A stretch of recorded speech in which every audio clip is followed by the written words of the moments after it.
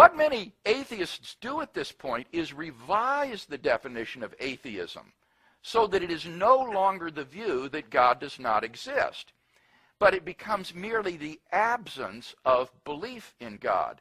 Anyone who lacks a belief in God is an atheist or an atheist. This is not only contrary to the traditional meaning of the word atheism, but it's really hopeless as a definition. For on this new definition, atheism is no longer a viewpoint or a position like there is no God. Rather, it's just a description of someone's psychological state, namely the state of lacking a belief in God. As such, atheism is neither true nor false. And even babies turn out to be atheists. But can you imagine the following conversation between two young mothers? "Julie, I just heard that you had twins. Congratulations." "Yes, but you know, it's so sad." "What is?" "Well, they're both atheists."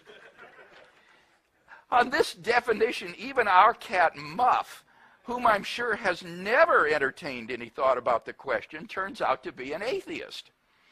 She lacks any belief in God. Now, all of this still leaves us wondering whether or not God exists. So, call it atheism or schmatheism, what we want to know is if God exists.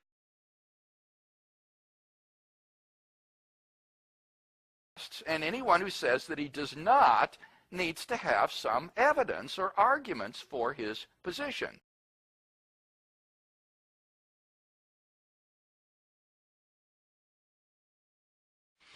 Very often, atheists themselves admit that they have no evidence of God's absence, but they try to put a different spin on it. They'll tell you, no one can prove a universal negative, like there is no God. They think that this somehow excuses them from needing evidence against God's existence.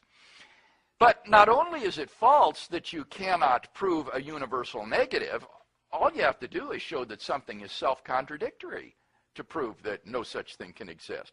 But more importantly, this claim is really an admission that it's impossible to prove atheism. Atheism involves a universal negative. You can't prove a universal negative. Therefore, atheism is unprovable.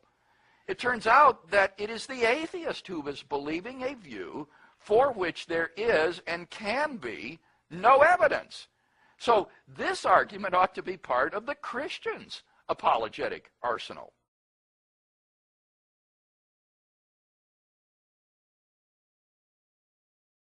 I first said we need to ask, what is the evidence for atheism? And here Dr. Slezak says that the only evidence against God's existence is the absence of evidence for God's existence. Now, this admission is highly significant because it means that he tacitly agrees that all of the traditional arguments for atheism, like the problem of evil or the incoherence of the concept of God, all of these arguments fail. The only argument for atheism is the absence of evidence for God. But the problem here is that the absence of evidence is not necessarily evidence of absence. Or to give a more mundane example, we have no evidence that there is gold on the planet Pluto. But does that mean, therefore, that there is no gold on Pluto? Well, clearly not. So when, then, does the absence of evidence count as evidence that something does not exist? Well, theorists of knowledge agree that the lack of evidence for some entity X counts as positive evidence against X's existence only in the case that if X did exist, then we should expect to see more evidence of X's existence than what we do see. For example, the absence of evidence of a planet between Venus and the Earth is a pretty good reason to think that such a planet does not exist. Because if it did exist, we should have all kinds of evidence for it.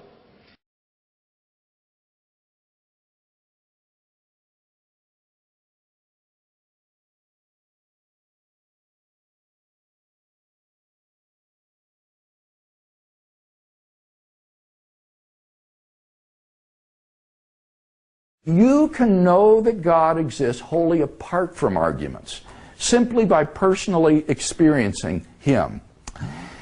Philosophers call beliefs like this properly basic beliefs. They aren't based on some other beliefs. Rather, they're part of the foundations of a person's system of beliefs. Other properly basic beliefs would include things like belief in the reality of the past, the existence of the external world, and the presence of other minds like your own. When you think about it, none of these beliefs can be proved. How can you prove that the world was not created 5 minutes ago with built-in appearances of age, like food in our stomachs from the breakfast we never really ate, or memory traces in our brains of events we never really experienced? How can you prove that you're not a brain in a vat, being stimulated with electrodes by a mad scientist to believe that you're studying here at Imperial College and listening to this lecture right now? How can you prove that the people sitting around you are not really androids who exhibit all of the external behavior of persons with an interior life, but in reality they're just soulless, robot-like entities? Well, although these beliefs are simply basic for us, that doesn't mean that they're arbitrary. Rather, they're grounded in the sense that they are formed in the context of certain experiences. In the experiential context of seeing and feeling and hearing things, I naturally form the belief that there's a world of physical objects around me. And thus my basic beliefs are not arbitrary, but they're grounded in experience. There may be no way to prove such beliefs, but it's perfectly rational to hold them. In fact, you'd have to be crazy to think that you were really a brain in a vat, or that the world was created 5 minutes ago. Such beliefs are not merely basic, they are properly basic. Now, in exactly the same way, God is, for those who know Him personally, a basic belief which is grounded in our experience of God. And we can summarize this consideration as follows. 1, beliefs which are appropriately grounded may be rationally accepted as basic beliefs, not grounded on argument. 2, belief that the biblical God exists is appropriately grounded. 3, therefore, belief that the biblical God exists may be rationally accepted as a basic belief, not grounded on argument.